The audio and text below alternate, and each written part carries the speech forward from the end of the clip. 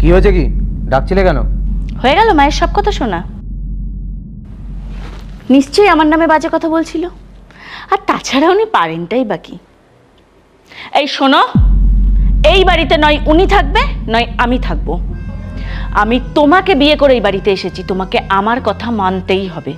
হ্যাঁ অবশ্যই, তুমি আমাকে বিয়ে করে এই বাড়িতে এসেছো যখন, তখন আমাকে তো তোমার কথা মানতেই হবে। আর তুমি যখন এই বাড়িতে থাকতে চাও না, তখন আমি আর এই বাড়িতে থাকবো না, আজই এই বাড়ি ছেড়ে চলে যাব। হ্যাঁ দেখো, আমার মাইনে একটু কম, হয়তো আমাদের একটা ছোট বাড়ি ভাড়া নিতে হবে। এই বাড়িতে থাকলে আমি তোমাকে যে লাইফস্টাইল দিতে পারতাম সেটা হয়তো দিতে পারবো না, কারণ খরচটা একটু বাড়বে। শপিং করাতে পারবো না, মেকআপ কিনে দিতে পারবো না। তাছাড়া হঠাৎ করে বাড়ি ছেড়ে চলে গেলে মা হয়তো রেগে যাবে, তখন আমাকে হয়তো এই প্রপার্টির ভাগও দেবে না, ত্যায্যপুত্র করবে। তবে আমার কিন্তু তাতে কিছু এসে যায় না, কারণ আমার কাছে প্রপার্টি আগে নয়, তুমি আগে। আর এই স্বর্ণজিৎ না কোনো রক্তচক্ষুকে ভয় পায় না। আজই এই বাড়ি ছেড়ে চলে যাব, আজই। তুমি এত রাগ করছো কেন? আরে হঠাৎ এত রেগে যাওয়ারই বা কি হলো? ও যাবো না? না, অতটাও অসুবিধা নেই। এক সংসারে থাকতে গেলে ওরকম একটু একটু হয়, ও আমি মানিয়ে নেব। বলছো?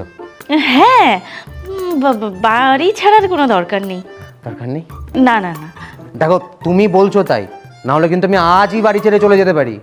আহা, বললাম তো ওসব কোনো দরকার নেই। তুমি খাটাখাটনি করে এসেছো, তুমি ঘরে গিয়ে এসিতে বসো, আমি তোমার জন্য চা বানিয়ে আনছি। যাও।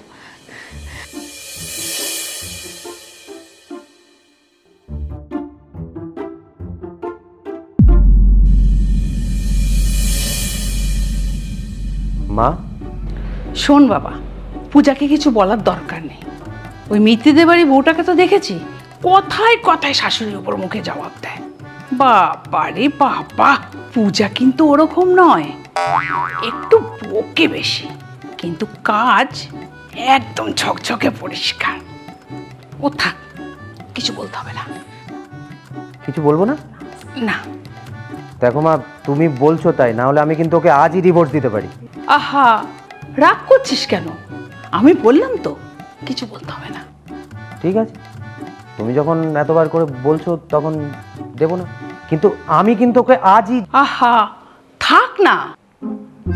থাক।